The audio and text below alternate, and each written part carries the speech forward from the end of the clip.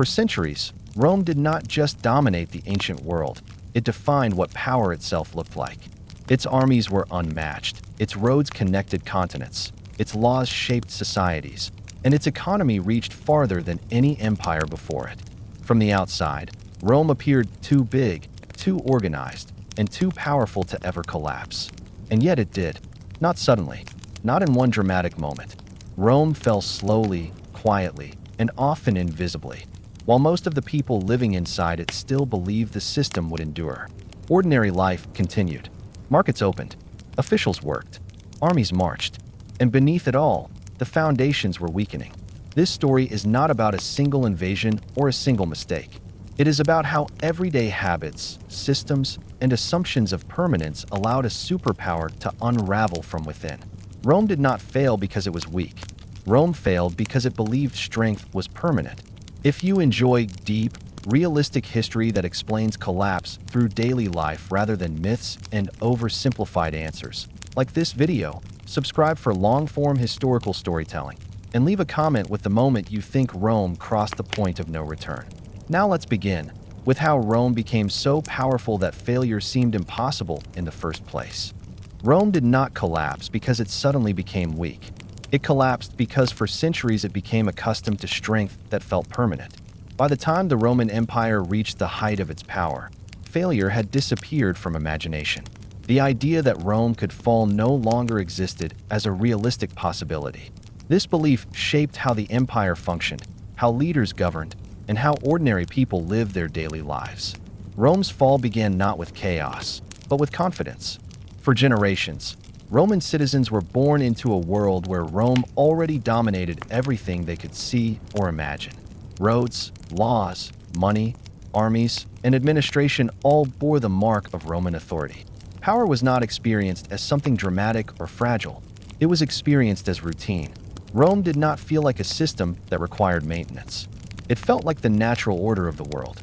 When power becomes invisible, it also becomes unquestioned. In its early history, Rome survived because it feared collapse. Early Roman society was flexible, experimental, and constantly adjusting. Defeat produced reform. Crisis forced innovation. Institutions evolved because survival depended on it. Rome learned from failure, but success slowly erased that instinct. Expansion created confidence. Confidence created rigidity. Over time, systems designed for emergency hardened into tradition. As Rome expanded across Italy and then across the Mediterranean, success arrived faster than reflection. Conquest delivered wealth, land, and prestige. These rewards reinforced the belief that Roman systems worked because they were inherently superior. Temporary measures became permanent institutions. Practices that once solved specific problems became unquestionable traditions. Rome stopped asking whether its systems could fail. Ordinary life inside the empire reinforced this belief daily. Markets functioned. Grain arrived from distant provinces. Currency circulated reliably. Courts enforced contracts. Taxes were collected. Even when disruptions occurred, they were temporary. Life resumed. Each recovery strengthened the illusion that Rome was self-correcting. This illusion was dangerous because Rome's power depended on balance it no longer maintained. The Roman economy was vast, but deeply uneven. Wealth flowed inward toward Rome and major cities. Provinces were exploited to sustain urban populations and elite lifestyles. Rural communities carried growing burdens. Small landholders disappeared. Inequality widened steadily. Yet inequality alone did not trigger collapse. As long as food arrived and markets functioned, imbalance remained abstract. Rome's military success further reinforced complacency. The legions were not just armies, they were cultural symbols. Victory was expected. Defeat was explained away. Roman children grew up believing Roman power was inevitable. Borders felt distant. Threats felt temporary. Security was assumed, not questioned. Military strength became a psychological foundation rather than a strategic reality. This assumption shaped governance profoundly. Political conflict existed, but it revolved around control, not survival. Senators, generals, and emperors competed for power inside a system they assumed would endure regardless of leadership. Reform was delayed. Structural weaknesses were ignored. Each capable ruler temporarily stabilized conditions, reinforcing the belief that leadership alone mattered. Administration expanded as the empire grew. Rome governed through layers of officials, laws, and procedures. This allowed vast territories to function with limited oversight, but it also created distance between the center and reality. Local problems softened as they traveled upward. Delays masked urgency. Reports filtered danger. By the time crises reached Rome, they often appeared manageable. Corruption followed naturally. Officials skimmed resources, abused authority, and bent laws. But the system continued to function. Grain still moved. Armies were still paid. Order remained. This taught another dangerous lesson. Integrity was optional as long as outcomes appeared stable. Corruption did not destroy Rome immediately because Rome adapted around it. Daily Roman life adjusted accordingly. Citizens expected inefficiency. They navigated bureaucracy rather than challenging it. They bribed, delayed, and adapted. Expectations lowered slowly. What once would have caused outrage became normal. This normalization of dysfunction marked a critical turning point. Collapse begins when people accept decline as ordinary. Roman law followed the same path. Once flexible and innovative, it became complex and rigid. Legal procedures multiplied. Justice slowed. Outcomes increasingly depended on status and access. Ordinary citizens relied on institutions rather than communal solutions. This made life predictable but brittle. When institutions weakened, alternatives no longer existed. The concentration of power in emperors further masked systemic weakness. Effective rulers restored temporary stability. Weak rulers intensified strain. But problems were personalized rather than structural. Romans learned to wait for better leadership instead of demanding systemic reform. This delayed necessary change. Rome's sheer size intensified every weakness. Communication slowed. Borders stretched thin. Military resources were divided. Local threats multiplied faster than central authority could respond. Yet from inside cities, life still appeared stable. Entertainment continued. Food distributions maintained loyalty. Administrative rituals preserved order. Appearance outlived reality. This disconnect explains why Rome's fall was invisible to most of its population. Collapse did not announce itself. It entered daily life as delay, inconsistency, and unpredictability. Services worked, but not always. Security existed, but not everywhere. Law applied, but not equally. People adapted. Adaptation prolonged survival while draining resilience. Rome lived off accumulated momentum. Centuries of success carried the empire forward long after systems stopped renewing themselves. Maintenance was postponed. Reform was resisted. Confidence replaced caution. The belief in permanence prevented preparation for failure. Rome was not destroyed by a single enemy or event. It was undone by its inability to imagine its own limits. By the time limits became undeniable, daily life had already adapted to dysfunction. There was no energy left for rescue. Rome did not fall because it lacked strength. Rome fell because it believed strength was eternal. Rome did not collapse when its economy stopped working. It collapsed because its economy continued to function just enough to delay reform while silently destroying its own foundations. For centuries, ordinary people living inside the Roman Empire experienced daily life as something supported by vast systems that seemed permanent. Food arrived, markets operated, taxes were collected, and soldiers were paid. As long as these routines continued, the idea that Rome itself might fail remained unthinkable. At the center of Roman daily life stood food, especially grain. Rome's cities were far larger than their surrounding land could naturally support. Urban survival depended on imported grain from provinces such as Egypt, North Africa, and Sicily. This system required constant movement across sea routes, functioning ports, secure roads, administrative coordination, and military enforcement. There was no margin for error. A serious disruption could threaten millions of lives. For ordinary Romans, this fragility was hidden.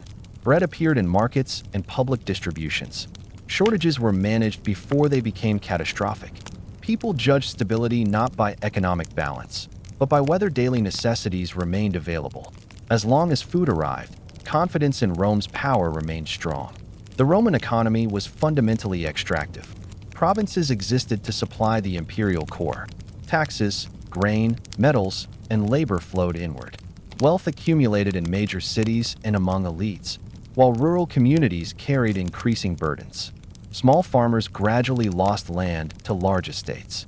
Local economies weakened, but this process unfolded slowly enough to avoid immediate crisis. Inequality widened steadily, yet daily life continued. People adjusted expectations downward.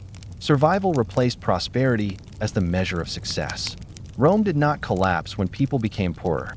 It collapsed when poverty combined with unpredictability. Currency illustrates this slow decay clearly.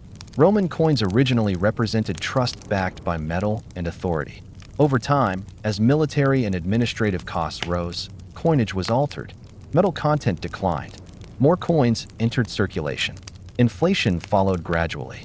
For ordinary people, this meant rising prices, stagnant wages, and savings that lost value. People adapted through barter, hoarding goods, or relying on personal networks. These adaptations allowed daily life to continue, but they weakened the imperial system. When people stopped trusting money, they stopped trusting the authority behind it. Rome compensated by enforcing compliance rather than restoring confidence. Trade networks also deteriorated quietly. Roads and ports required constant maintenance. Security demanded soldiers and funding. As borders grew unstable, internal trade suffered. Delays increased. Transport costs rose. Markets became uneven. Because disruptions were regional and inconsistent, they failed to trigger systemic reform. Administrative costs expanded as efficiency declined. Governing vast territories required more officials, more enforcement, and more resources. This created a feedback loop where declining productivity demanded harsher extraction, which further weakened productivity. The empire consumed itself to preserve appearances. Ordinary people experienced this pressure daily. Taxes felt arbitrary. Officials inspired fear rather than loyalty. Compliance replaced cooperation. People obeyed because resistance was dangerous, not because they believed in the system. Elites remained insulated. Wealth provided private supply networks and protection. Leaders did not experience the same shortages or instability as the general population. Policy decisions were shaped by filtered information and personal comfort. This disconnect prevented meaningful reform. Military spending intensified economic strain. Soldiers required pay, supplies, and incentives. Loyalty became transactional. When resources ran short, Rome raised taxes, debased currency further, and seized goods directly. Each action solved immediate problems while deepening long-term instability. Daily life became harder, but not unbearable. That distinction mattered. Rome did not fall when life became difficult. It fell when life became unreliable. When people could no longer predict whether systems would function, loyalty eroded. Communities turned inward. Local survival replaced imperial identity. By the time economic failure became visible at the imperial level, it was already complete at the personal level. People no longer expected Rome to provide stability. They expected to manage alone. Rome's economy did not collapse suddenly. It exhausted itself slowly, trading long-term resilience for short-term control. What appeared as strength was often coercion. What appeared as recovery was often delay. The empire survived as long as movement continued, of grain, money, soldiers, and orders. When that movement slowed, cohesion dissolved. Rome still existed in law and name, but not in lived experience. Rome's economic system did not fail because it lacked size or organization. It failed because it demanded constant extraction from a world that could no longer sustain it. The routines of daily life masked this reality until adaptation replaced loyalty. That is how Rome fed itself for centuries, and how the same system quietly consumed the empire from within. Rome's military had once been the most stabilizing force in the ancient world. For centuries, it provided security, enforced order, protected trade routes, and gave ordinary people confidence that life inside the empire would continue tomorrow much as it had today. This reliability shaped daily life profoundly. People built homes, raised families, invested labor, and trusted institutions because they believed Roman protection was constant. When that belief began to erode, Rome did not immediately collapse, but everyday life changed in ways that quietly undermined the empire from within. In the early and middle periods of Roman expansion, the army functioned as a disciplined, centralized institution tied closely to civic identity. Soldiers were recruited from Roman citizens and later from carefully integrated populations. Service was demanding, but it carried status, structure, and a sense of belonging. Loyalty was reinforced through shared identity rather than constant payment alone. This system produced armies that were not only effective in battle, but predictable in behavior. For civilians, this predictability mattered more than raw strength. Protection felt guaranteed. As the empire expanded and stabilized, however, the nature of military service began to change. Borders grew longer. Threats became more frequent and less decisive. The army shifted from an instrument of conquest to an instrument of containment. This required more troops, more deployments, and more constant readiness. Recruitment intensified and standards adjusted. Over time, service became less about identity and more about compensation. This shift had consequences that unfolded slowly. Soldiers increasingly expected payment, land, or privileges in exchange for loyalty. Military service became transactional. For the state, this meant that maintaining security required ever-growing resources. For civilians, it meant that protection became dependent on the empire's ability to pay. As economic strain increased, military funding became less reliable. Delays in payment became common. Promised rewards were postponed. Units were reassigned frequently, weakening cohesion. Soldiers learned to prioritize immediate survival and reward over long-term allegiance. This did not happen overnight, but gradually enough to be normalized. Daily life reflected this change.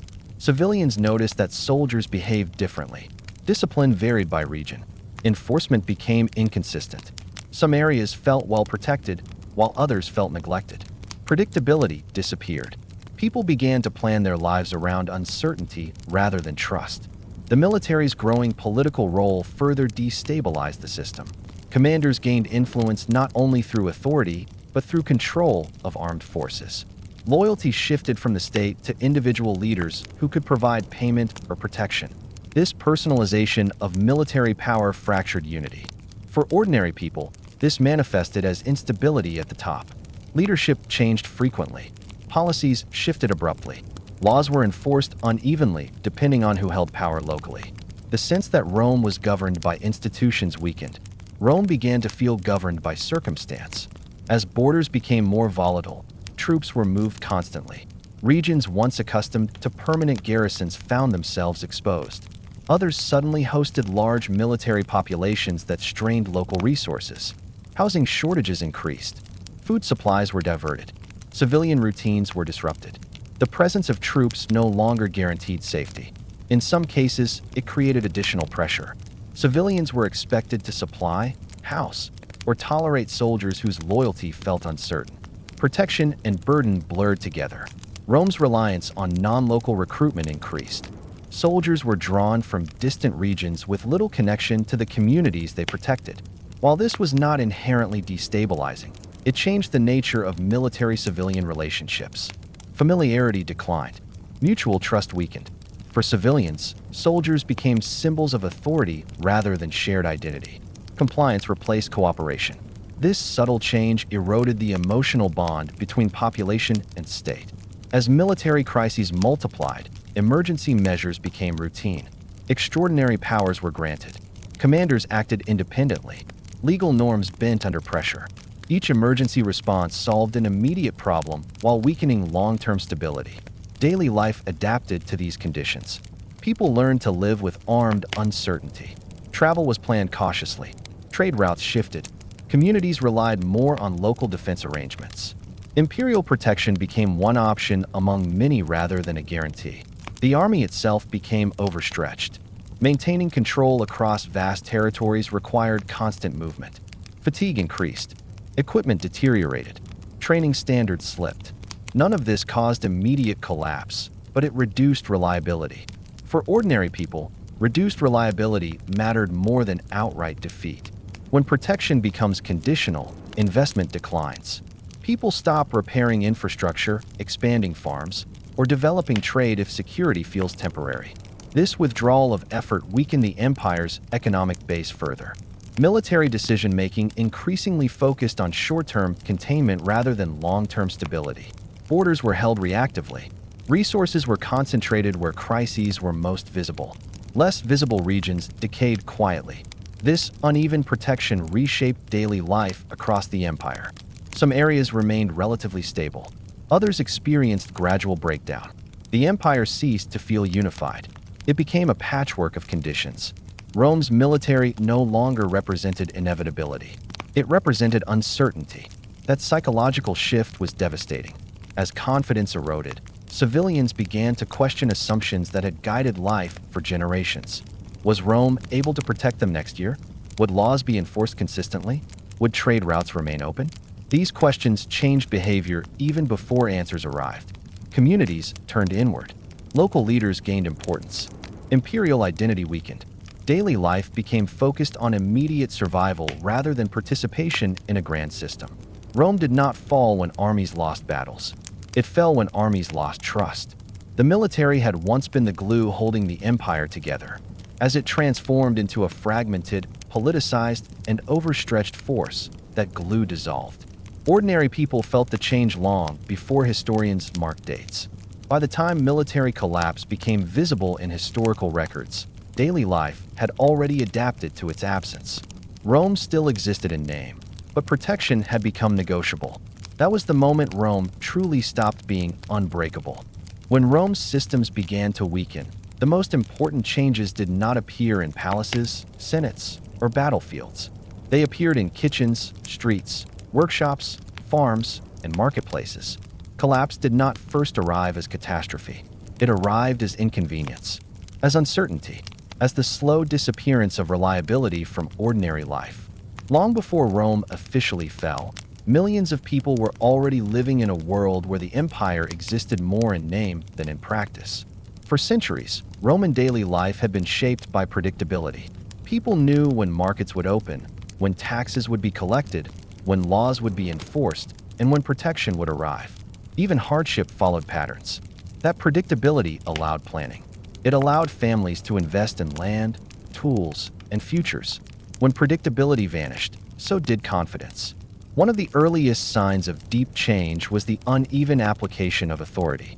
Laws still existed, but enforcement varied by region, by official, and by moment.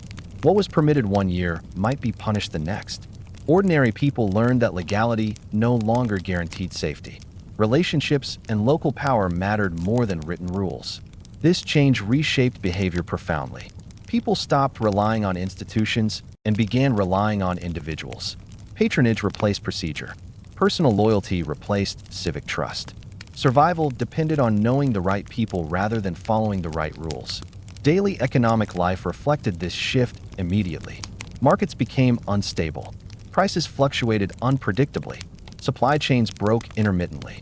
Traders hesitated to move goods through unsafe regions. Farmers reduced production to what they could protect locally. Trade contracted not because demand vanished, but because risk increased. For ordinary families, this meant narrower lives. Consumption decreased. Variety disappeared. Diets became simpler. Long-distance goods became rare. People adjusted by lowering expectations, but the loss of choice and reliability changed how life felt day to day. Security, once assumed, became conditional. Some areas remained relatively safe, others did not. Travel became dangerous or expensive. Roads deteriorated without maintenance. Banditry increased in places where authority weakened. Protection depended on local arrangements rather than imperial presence. As security declined, communities adapted inward. Villages fortified informally. Families clustered together. People avoided travel unless necessary. The empire stopped feeling like a connected whole and began to feel like isolated zones of safety and danger. Urban life changed as well. Cities that had thrived on trade and administration struggled to sustain populations. Public services deteriorated. Maintenance slowed. Public buildings decayed. Entertainment declined. Urban identity weakened as cities lost their economic function. People responded by leaving when possible. Urban populations shrank gradually. Movement toward rural or defensible areas increased. This was not a dramatic flight, but a slow rebalancing. Cities lost vitality before they lost population. Social relationships also shifted. Trust narrowed. Communities became more insular. Outsiders were viewed with suspicion. Cooperation existed, but within smaller circles. The sense of shared imperial identity faded. For children growing up in this environment, Rome was not an eternal power. It was an unreliable backdrop. They learned to expect inconsistency. They learned to adapt rather than trust.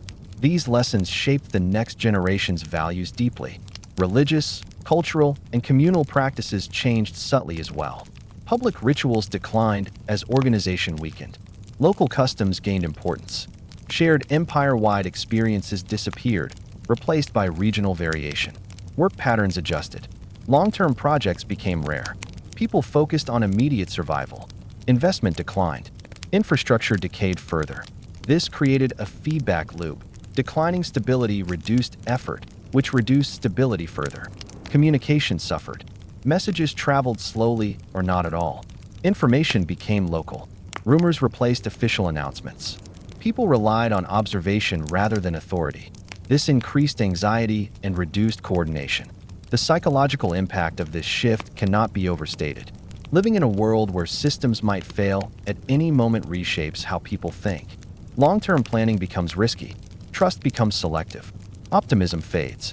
Rome did not collapse because people stopped working. They worked harder than ever to survive. It collapsed because their work no longer contributed to a shared system. Taxes illustrate this clearly. People continued paying when forced, but without belief. Taxation felt extractive rather than reciprocal. Loyalty eroded. Compliance replaced citizenship. Military presence, once reassuring, became ambiguous. Soldiers protected some areas while burdening others. Civilians could no longer assume that troops meant safety. This uncertainty changed settlement patterns and daily routines. As authority fragmented, justice fragmented. Disputes were resolved locally or violently. Imperial courts became distant or irrelevant. This localized justice increased inequality and instability.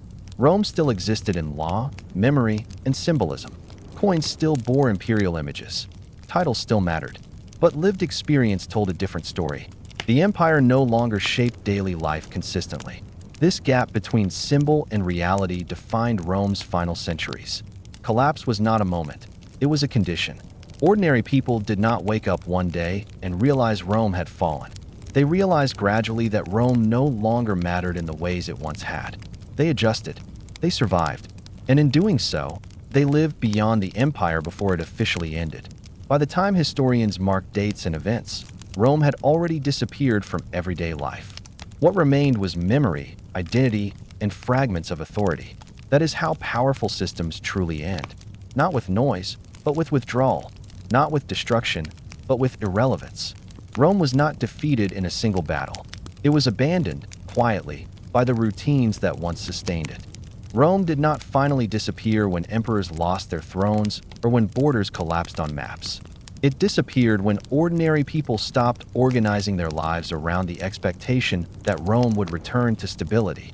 The most decisive moment in Rome's fall was not an invasion or a decree, but a psychological shift that unfolded over generations. Once people stopped believing that disruption was temporary, the empire lost the one resource it could not replace: collective confidence in recovery. For most of its history, Rome survived crisis because Romans believed crisis could be overcome.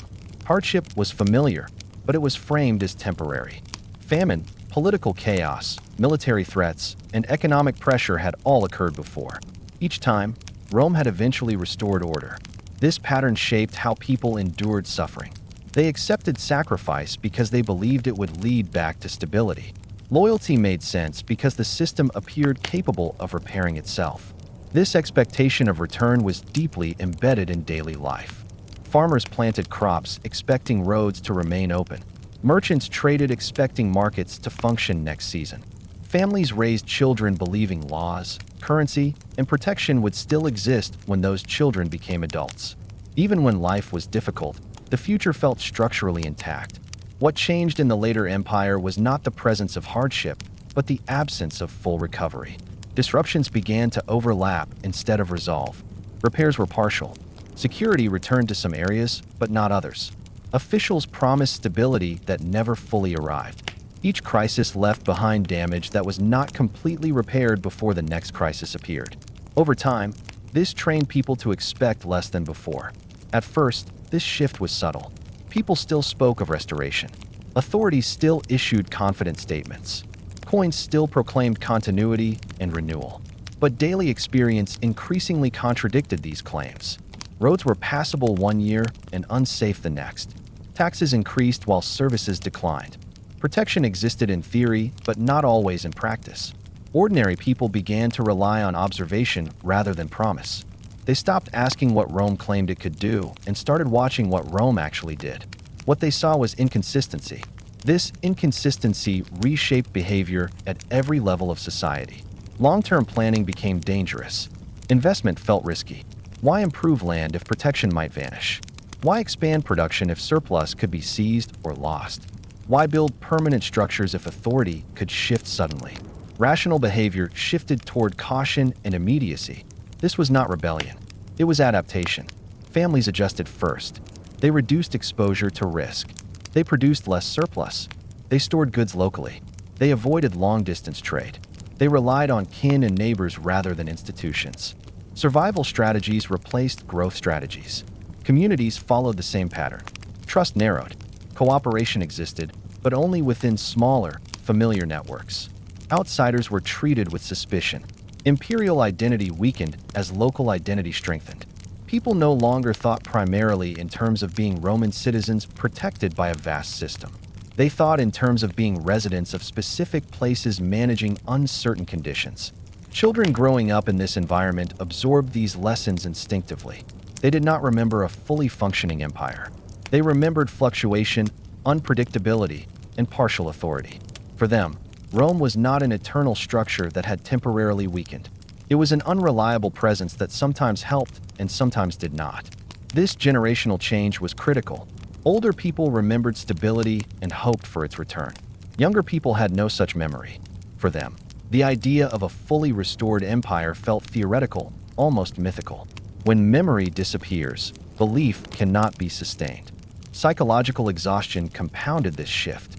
Living under constant uncertainty drains emotional resilience. People can endure hunger, labor, and danger if they believe those conditions will improve. But unpredictability erodes hope. When tomorrow cannot be anticipated, people stop imagining progress. Rome's administrators failed to understand this exhaustion. They mistook obedience for loyalty. Taxes were still paid. Orders were still followed. From above, the system appeared intact. From below, it felt hollow. Compliance continued because alternatives were dangerous, not because faith remained. This misunderstanding delayed reform fatally. Authorities responded to decline by tightening control rather than restoring trust. Enforcement increased. Penalties grew harsher. Bureaucracy expanded. These measures preserved surface order while accelerating emotional withdrawal. Military life reflected the same pattern. Service no longer represented shared purpose. It became a transaction. Soldiers demanded payment, privileges, and guarantees. Loyalty required constant reinforcement. This made the military expensive, unstable, and politically fragmented. Commanders gained power not through legitimacy, but through control of resources. Economic behavior followed suit. People worked, but only enough to survive. Productivity declined not because people were idle, but because effort no longer promised return. Infrastructure decayed because no one expected it to be maintained. The empire entered a self-reinforcing cycle of low expectation and low investment. Importantly, people did not wait for Rome to officially fall. They adapted mentally long before institutions disappeared. They built lives that did not depend on imperial reliability. When authority finally vanished in many regions, it felt like confirmation rather than shock. This explains why Rome's end lacks a single dramatic moment. There was no universal awakening because detachment had already occurred. The empire had died in imagination before it died in administration. In many places, the disappearance of imperial officials barely changed daily routines. People continued farming, trading locally, raising families, and resolving disputes through local arrangements. Rome survived as memory, symbol, and legal language, but not as a lived system shaping everyday decisions. Rome's greatest strength had once been its ability to absorb stress without collapse. In its final centuries, that same strength worked against it. By surviving repeated strain without fully restoring stability, Rome trained its population to live without expecting recovery. When recovery finally became impossible, no one was waiting for it. Power does not end when it is defeated. It ends when it is no longer imagined. Rome lost its future before it lost its territory. Everything that followed was consequence, not cause. When Rome finally stopped functioning as a unified political power, it did not disappear from people's lives in the way collapsed systems usually do. There was no universal moment when ordinary people suddenly realized that Rome was gone. Instead, Rome entered a strange afterlife. Its armies faded, its administration fragmented, and its borders dissolved. Yet its habits, assumptions, fears, and expectations continued to shape daily life for generations. Rome did not rule anymore, but it was still obeyed psychologically. This is one of the most misunderstood aspects of Rome's collapse. The empire did not simply end and give way to something entirely new. For most people living through and after the collapse, life did not feel like a clean break. It felt like living inside the ruins of a system that still defined what was normal, what was possible, and what was dangerous. For centuries, Roman authority had trained people to think in specific ways.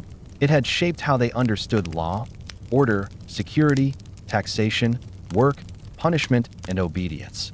These patterns did not vanish when imperial officials disappeared. People carried them internally. They continued to organize their lives around expectations formed under Rome, even when Rome itself could no longer meet those expectations. Daily routines illustrate this clearly. In many regions, people continued paying taxes to whoever claimed authority, even if that authority was local, temporary, or improvised.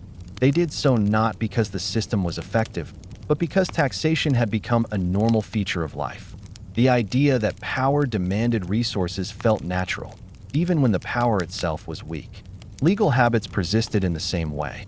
Communities continued resolving disputes using Roman legal concepts, language, and procedures long after imperial courts vanished. Contracts, property rights, and obligations were still framed in Roman terms. People did not suddenly invent new systems. They reused what they knew. This reuse created a powerful illusion of continuity. Even as political structures fragmented, everyday life still followed Roman logic. Authority felt diminished, but not absent. The empire lingered as a mental framework. Fear played a major role in sustaining this afterlife. Rome had conditioned people to associate disorder with punishment. Even when enforcement weakened, the expectation of consequences remained. People obeyed rules that no longer had clear enforcers because disobedience still felt dangerous. This internalized discipline is one of Rome's most enduring legacies. It allowed fragmented authorities to exert control with minimal resources. People regulated themselves based on habits learned under a stronger system. Economic behavior followed the same pattern. Trade shrank, but it did not disappear. Markets adapted locally. People continued using Roman measures, currencies, and accounting practices long after central minting collapsed. Trust was local, but the structure of trust remained Roman. Work patterns also reflected this continuity. People still organized labor according to Roman expectations of obligation and hierarchy. Landholders expected service. Workers expected protection. Even when these expectations were no longer reliably met, the framework endured. Children growing up after the fall inherited this mental landscape. They did not experience Rome as a functioning empire, but they absorbed its logic indirectly. They learned that authority demanded obedience, that law carried weight, and that power could be distant yet decisive. Rome became a ghost system shaping behavior without direct presence. Over time, this ghost system created confusion. People lived under authorities that claimed Roman legitimacy but lacked Roman capacity. Expectations outpaced reality. Frustration grew, but alternatives were unclear. The absence of a strong replacement made Rome's shadow even longer. Local rulers exploited this dynamic. They adopted Roman titles, symbols, and administrative language to legitimize their authority. People responded because these symbols felt familiar and authoritative. Rome's image became a tool used by others. This symbolic continuity slowed innovation. New systems struggled to emerge because people evaluated them using Roman standards. Anything less comprehensive felt inadequate. As a result, societies oscillated between imitation and improvisation. Daily insecurity reinforced this pattern. Without a unified empire, protection was uneven. Violence and instability were localized but unpredictable. People longed for the kind of order Rome had once provided, even if that order had been imperfect. Memory softened hardship and magnified stability. This longing shaped culture deeply. Stories of Rome emphasized law, roads, peace, and authority. Collapse was reframed as loss rather than consequence. Rome became an idealized past rather than a system that had failed. Importantly, this nostalgia did not require accurate memory. It required contrast. Compared to fragmentation, Rome looked stable. Compared to uncertainty, Rome looked orderly. This comparison allowed Rome to remain powerful in imagination long after it lost power in reality. Institutions adapted to this environment. Administrative practices simplified but retained Roman structure. Local leaders filled gaps but framed their authority in Roman terms. People accepted this because it aligned with their mental expectations. Over generations, this produced a hybrid world. Rome no longer existed, but its logic did. People lived in systems that were weaker, smaller, and more localized, yet mentally oriented toward an absent center. This dissonance affected behavior profoundly. People expected protection that did not arrive. They paid obligations without receiving services. They obeyed laws unevenly enforced. Life became a negotiation between habit and reality. Eventually, new systems began to emerge, but they did so slowly and unevenly. Rome's shadow delayed replacement by setting impossible standards. Anything less than an empire felt incomplete. Rome's true end, therefore, was not a date or an event. It was a long psychological transition. The empire died politically, then administratively, and finally mentally. The last stage took the longest. By the time people stopped organizing their lives around Roman expectations, centuries had passed.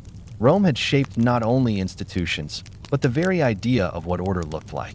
That is why Rome's fall still feels unfinished. Its influence did not end with its power. It ended when people finally stopped expecting the world to function as Rome once had. Rome was gone, but it had trained generations to live as if it might return. And that expectation, lingering long after reality changed, defined life in its aftermath. By the time Rome reached its final centuries, the empire was no longer undone primarily by military defeats or administrative collapse. It was undone by something far more difficult to repair: the slow disintegration of social cohesion. Rome had once held together an extraordinarily diverse population through shared systems, habits, and expectations. When those shared expectations eroded, the empire ceased to function as a single society even before it ceased to exist as a political structure. For most of Roman history, unity did not mean harmony. Roman society was deeply unequal and frequently tense. Conflicts between classes, regions, and interests were common. What kept these tensions from destroying the system was not fairness, but participation in a common framework. People believed they lived inside the same order, followed the same rules, and depended on the same structures. Even those treated poorly still understood themselves as part of Rome. As imperial authority weakened, this shared framework fractured. Law no longer meant the same thing everywhere. Taxation was enforced unevenly. Protection depended on local conditions rather than imperial presence. The idea of a single Roman experience disappeared. Daily life began to diverge sharply from region to region. This divergence reshaped social behavior at every level. Trust narrowed. People stopped assuming that strangers shared obligations or expectations. Cooperation became conditional and local. Families, clans, villages, and patronage networks replaced abstract institutions as the primary sources of security. Under earlier Roman rule, loyalty had been impersonal. People obeyed laws and paid taxes because those obligations were standardized and predictable. As Rome weakened, loyalty became personal. Safety depended on relationships rather than rules. This shift changed how people understood authority itself. Urban society suffered especially from this change. Cities had thrived under Rome because they were integrated into empire-wide systems of administration, trade, and supply. When those systems weakened, cities lost their function. Public works deteriorated. Administrative jobs disappeared. Markets shrank. Urban populations declined gradually, not through mass abandonment, but through slow erosion. As cities lost cohesion, civic identity weakened. People no longer saw themselves primarily as citizens participating in shared urban life. Survival replaced civic participation. Public space lost meaning. Social interaction became cautious and transactional. Rural society adapted differently. In many regions, rural communities became more self-contained. Local power holders gained influence by offering protection and stability. Dependence increased. Social hierarchy hardened. While this provided short-term security, it reduced mobility and reinforced inequality. Inequality itself changed character. Under Rome, inequality had been structural and distant. In the fragmented world that followed, it became personal and immediate. Power was exercised face-to-face. Exploitation was visible. Escape was difficult. This altered how people understood justice. Roman courts had once provided predictable, if imperfect, resolution.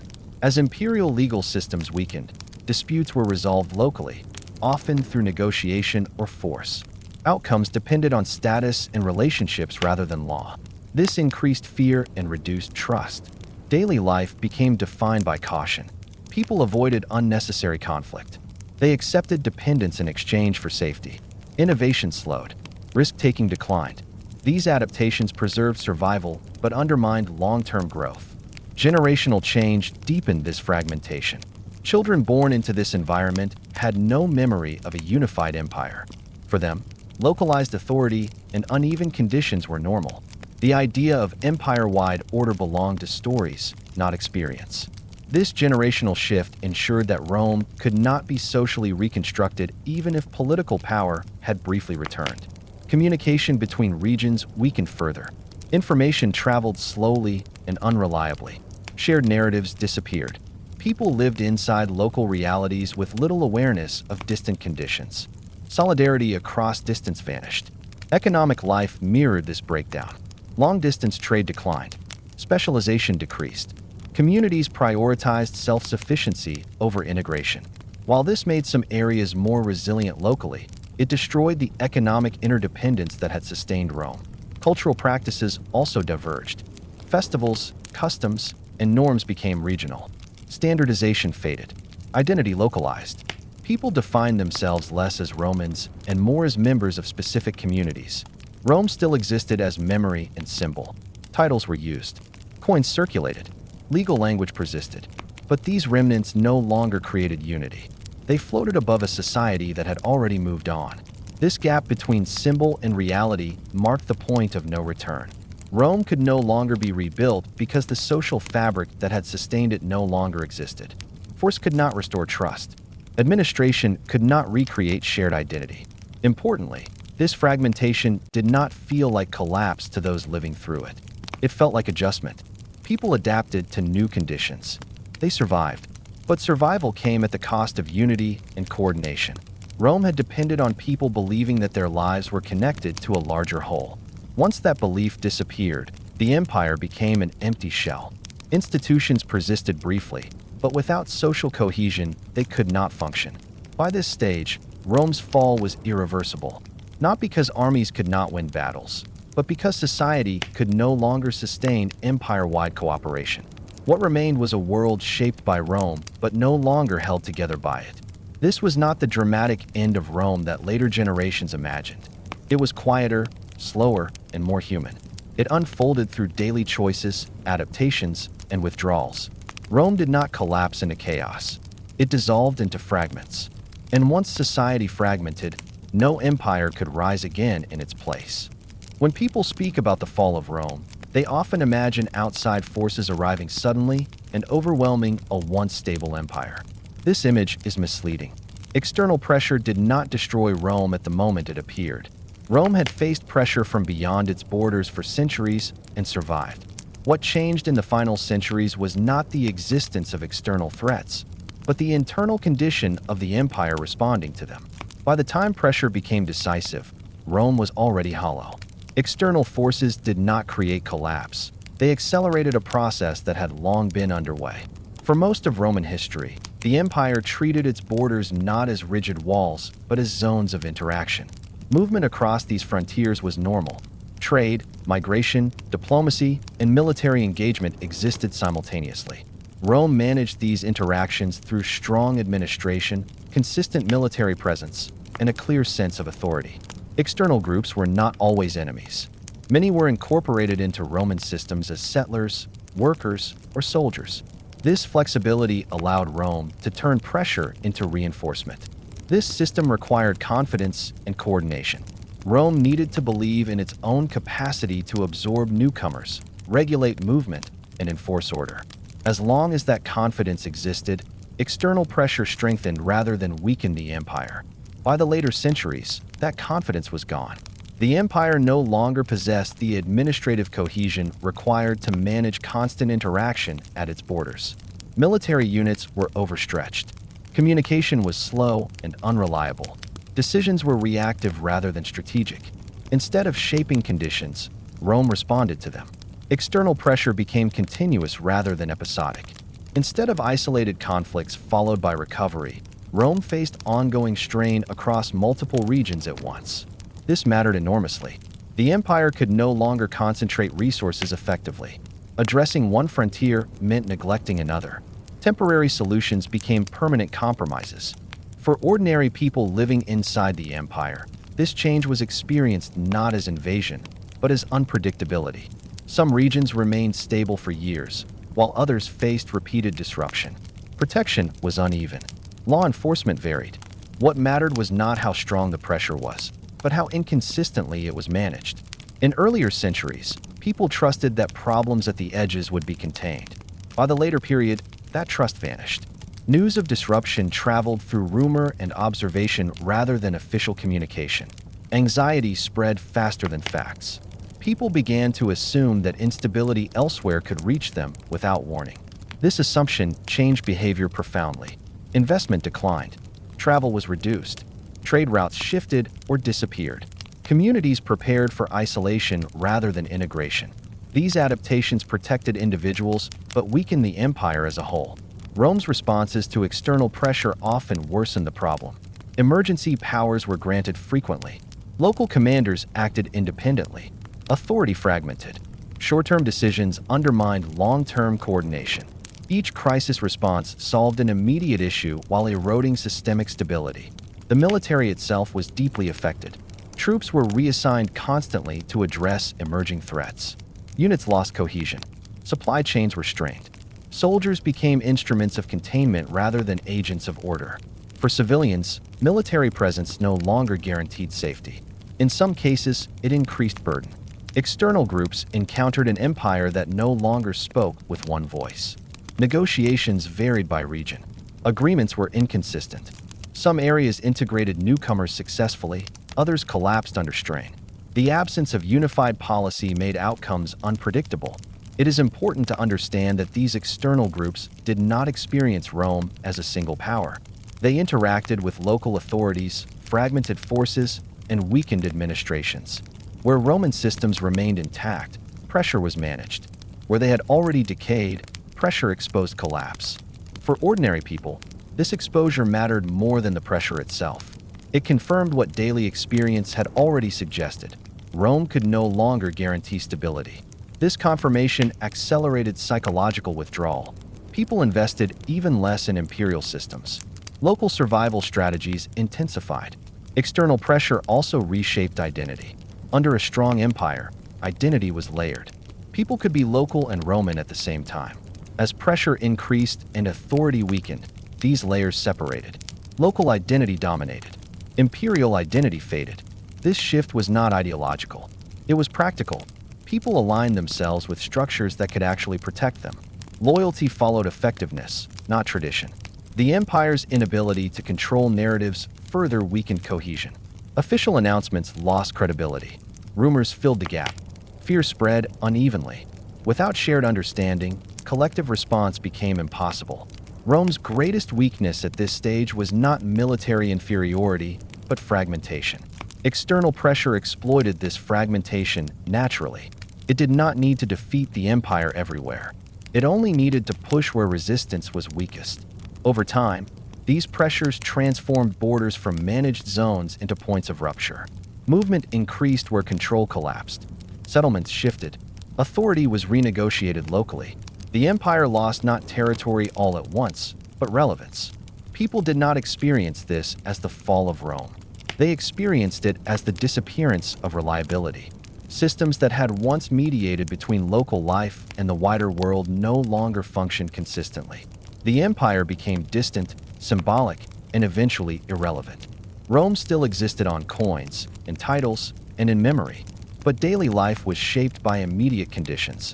External pressure mattered only because internal structures could no longer respond. This is why Rome's collapse cannot be understood as a simple story of invasion. External forces did not conquer a stable empire. They interacted with a society already adapted to instability. By the time pressure became decisive, Rome was no longer a system capable of recovery. It was a collection of regions responding individually to shared stress. External pressure did not break Rome. It revealed that Rome was already broken. This revelation changed everything. Once exposed, collapse accelerated. People stopped waiting for restoration. They organized lives without reference to imperial return. Rome's fall was not the moment outsiders entered. It was the moment insiders stopped believing the empire could protect them from outside forces. That belief, once lost, could not be rebuilt. When Rome ceased to function as an empire, daily life did not stop. People did not suddenly abandon their homes, forget their routines, or wake up in a completely foreign world. What changed was not the presence of life, but the structure that had quietly organized it for centuries. Living without Rome did not feel like living after an ending. It felt like living inside a long adjustment to absence. For generations, Roman authority had shaped everyday expectations. People were accustomed to laws that applied across regions, roads that connected distant places, currencies that facilitated trade, and systems that mediated disputes. Even when those systems were imperfect, they provided a framework that made life legible. After Rome, that framework dissolved unevenly, leaving people to reconstruct meaning from fragments. In many regions, the first experience of post-Roman life was confusion rather than catastrophe. Officials disappeared or lost authority. Orders contradicted one another. Taxes were demanded by different powers with unclear legitimacy. Ordinary people learned quickly that there was no longer a single center coordinating outcomes. Decisions became local, immediate, and often improvised. Daily economic life changed profoundly. Long-distance trade declined sharply, not because people no longer wanted goods, but because risk outweighed benefit. Roads deteriorated without maintenance. Travel became dangerous or unreliable. Merchants reduced routes. Markets shrank. Economic life turned inward, prioritizing local exchange over integration. For households, this meant narrower lives. Variety disappeared. Diets simplified. Tools and goods were reused longer. Skills that had once been specialized became necessary again. People learned to repair, improvise, and substitute. Self-sufficiency became valuable. Work patterns shifted accordingly. Without large administrative systems, many occupations tied to imperial infrastructure vanished. Clerks, tax collectors, and suppliers lost relevance. New forms of labor emerged, often tied to land, protection, or local authority. Status became more directly linked to control of resources rather than imperial position. Social relationships hardened under these conditions. Trust became intensely local. Families relied on kin networks. Villages depended on mutual defense. Patronage relationships replaced institutional support. Dependence increased, but so did obligation. Social bonds became more personal and more constraining. Justice changed dramatically. Roman courts had once offered standardized procedures. After Rome, dispute resolution became local and uneven. Outcomes depended on negotiation, power, or force. This increased insecurity, but also reduced distance between authority and consequence. Law became visible and immediate rather than abstract. Urban life transformed slowly but decisively. Cities that had existed to serve imperial administration lost purpose. Populations declined gradually. Public buildings decayed. Civic rituals faded. Some cities survived by reinventing themselves as regional centers. Others became shadows of their former selves. Rural life, by contrast, often became more central. Land mattered more than titles. Control over food production meant survival. Rural elites gained power by offering protection. Hierarchies hardened. Mobility declined. Stability was valued above ambition. Children born into this world did not experience Rome as loss. They experienced it as absence. Their sense of normality did not include empire-wide order. They learned to navigate fragmented authority and local dependency as natural conditions. Memory of Rome survived only through stories, symbols, and inherited habits. Cultural continuity persisted in subtle ways. Language, legal concepts, and administrative habits lingered. People continued using Roman measures, calendars, and terms long after imperial enforcement ended. Rome lived on as a framework without a center. Religion and community practices adapted to fill gaps, not because they replaced Rome directly, but because they offered meaning and coordination where imperial systems no longer did. Shared rituals became local anchors. Identity reoriented around immediate belonging. Fear and uncertainty shaped behavior deeply. Without predictable protection, people avoided risk. Travel declined. Innovation slowed. Long-term projects became rare. Life focused on continuity rather than expansion. Yet this world was not purely regressive. Adaptation produced new forms of resilience. Communities learned to survive without distant authority. Local governance emerged. New power structures formed. Life reorganized around what could actually be sustained. What was lost was scale. Integration disappeared. Coordination across distance faded. The world became smaller, more fragmented, and more personal. Rome's absence revealed how deeply it had structured imagination. People had to relearn how to live without assuming roads would be repaired, laws enforced uniformly, or protection guaranteed. This relearning took generations. Over time, new systems emerged, but they did not resemble Rome. They were smaller, uneven, and localized. Authority was negotiated rather than imposed. Stability was partial and conditional. The end of Rome did not bring immediate darkness or chaos. It brought a long, uneven transition. Daily life continued, but it continued differently. People lived inside reduced horizons. This transition explains why Rome's fall feels prolonged rather than sudden. There was no single after. There were many overlapping adaptations. By the time historians later marked endings, most people had already stopped organizing their lives around imperial expectation. Rome had ended socially long before it ended politically. Living after Rome meant living without the assumption of permanence. It meant accepting instability as normal. It meant building life around what could be trusted locally. Rome had once promised order across distance. After its fall, distance became decisive again. Daily life did not collapse. It contracted, and in that contraction, a new world slowly took shape. Rome did not fall because it lacked strength. It fell because strength had reshaped how Romans understood risk, responsibility, and time. At the height of its power, Rome appeared permanent not only to outsiders, but to those living within it. This perception was not naive. It was built on centuries of survival, recovery, and expansion. Rome had faced famine, civil conflict, economic strain, and external pressure many times before and endured. Each recovery reinforced the belief that Rome always corrected itself. Over time, this belief hardened into assumption. That assumption shaped every level of Roman life. For ordinary people, permanence changed how daily choices were made. Long-term stability was taken for granted. Systems were trusted even when they faltered. When roads deteriorated, people assumed they would be repaired. When currency weakened, people assumed value would return. When leadership failed, people assumed replacement would restore balance. These assumptions delayed adaptation. They discouraged questioning. They allowed problems to accumulate quietly. For elites and administrators, permanence altered incentives. Reform became risky because the system appeared stable enough to postpone change. Structural problems were managed rather than resolved. Emergency measures became routine. Temporary fixes replaced long-term solutions. The empire survived each strain, but at the cost of resilience. Rome's size intensified this dynamic. Managing a vast empire required coordination across distance, time, and culture. As long as systems functioned, scale appeared to be an advantage. But scale also slowed response. It filtered information. It masked local failure. Problems grew in the gaps between center and periphery. The belief that Rome was too big to fail made those gaps invisible until they were irreversible. One of the most damaging effects of this belief was the normalization of decline. Because Rome did not collapse suddenly, people adjusted to dysfunction. Delays became expected. Corruption became tolerated. Inefficiency became routine. Adaptation allowed survival, but it also reduced pressure for reform. When people learned to live with less, they stopped demanding more. This process did not feel like collapse. It felt like endurance.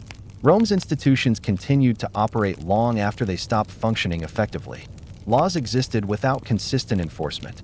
Armies existed without reliable loyalty. Administration existed without coordination. These hollow structures preserved appearance while draining substance. By the time failures became obvious, they were no longer isolated. Economic strain, military fragmentation, social withdrawal, and psychological exhaustion overlapped. Each reinforced the others. The empire did not fail at a single point. It failed as a system of interdependent expectations. Perhaps the most important transformation occurred in how people imagined the future. For centuries, Romans believed tomorrow would resemble yesterday. Even hardship was framed within continuity. In the later empire, that expectation collapsed. People stopped imagining improvement. They stopped expecting restoration. Once imagination disappeared, coordination followed. An empire can survive material loss. It cannot survive the loss of shared expectation. This is why Rome's end feels gradual rather than dramatic. Collapse did not arrive as a moment, but as a condition. The empire became something people lived around rather than within. Daily life reorganized itself without reference to imperial reliability. Rome still existed in memory, law, and symbol long after it ceased to function. That lingering presence has confused later generations into searching for a single cause or event. But Rome's fall was not a puzzle with one answer. It was a process rooted in how humans respond to long-term success. Success teaches systems the wrong lessons. It teaches them that survival is guaranteed, that recovery is automatic, and that reform can wait. Rome internalized these lessons deeply. When pressure increased, Rome responded as it always had, by absorbing strain rather than restructuring. This strategy worked until it didn't. When absorption exceeded capacity, fragmentation followed. Importantly, Rome's fall does not represent failure of intelligence or effort. Romans worked, adapted, and endured. The failure was structural and psychological. The system outlived its ability to renew itself. This is why Rome could not be saved by stronger rulers, better generals, or temporary victories. The problem was not leadership alone. It was the accumulated consequence of centuries of deferred adaptation. By the time collapse became visible, society had already moved on emotionally. People no longer organized their lives around the empire. Authority became local. Identity fragmented. Coordination disappeared. Rome did not fall because it was conquered. It fell because it was no longer needed in the way it once had been. This does not diminish Rome's achievements. On the contrary, it explains them. Rome succeeded so completely that it reshaped human expectation of permanence. It created systems that worked so well for so long that imagining their end felt impossible. That impossibility was the true danger. Rome's story is not a warning about weakness. It is a warning about confidence without renewal, about systems that survive every crisis until they forget how to change. In the end, Rome did not fail because it was too weak to survive. It failed because it had survived for so long that survival itself became assumed. And when survival is assumed, preparation ends. That is how something too powerful to fail finally does. Rome did not collapse the way stories often tell it. There was no single night when the lights went out, no moment when everyone understood that an era had ended. Instead, Rome faded from daily life long before it disappeared from history. Its fall was not an explosion, but an erosion, slow enough that people adapted to it, and quiet enough that belief dissolved before resistance ever formed. What makes Rome's collapse so powerful is not how dramatic it was, but how ordinary it felt to those living through it. People woke up, worked, raised children, traded, argued, and survived inside a system that was gradually losing its ability to connect their lives into something larger. The empire remained visible in symbols, language, and memory, but it stopped shaping everyday decisions. And when a system no longer shapes daily life, it has already ended in the most important sense. Rome was not destroyed because it was weak. It was destroyed because it had been strong for too long. Success created habits of delay. Survival created confidence without renewal. Each crisis survived convinced people that the next one would be as well. Over time, preparation gave way to assumption, and assumption hollowed the system from within. The lesson of Rome is not about ancient armies or distant politics. It is about how large, successful systems fail when they stop imagining their own limits. Collapse begins when people adapt instead of repair, endure instead of reform, and survive instead of question. By the time failure becomes visible, it is no longer preventable because the social energy required to save the system has already disappeared. Rome's true end was not marked by conquest or decree, but by a quiet shift in expectation. When people stopped believing that the empire would return to stability, Rome lost its future. Everything that followed was consequence. Thank you for staying through this full journey, from Rome's unimaginable power to its invisible collapse. If you found this deep, long-form approach meaningful, like the video, subscribe for more realistic history, and leave a comment sharing which part of Rome's decline you think is most misunderstood today. This was not the story of how Rome fell. It was the story of how Rome stopped holding life together.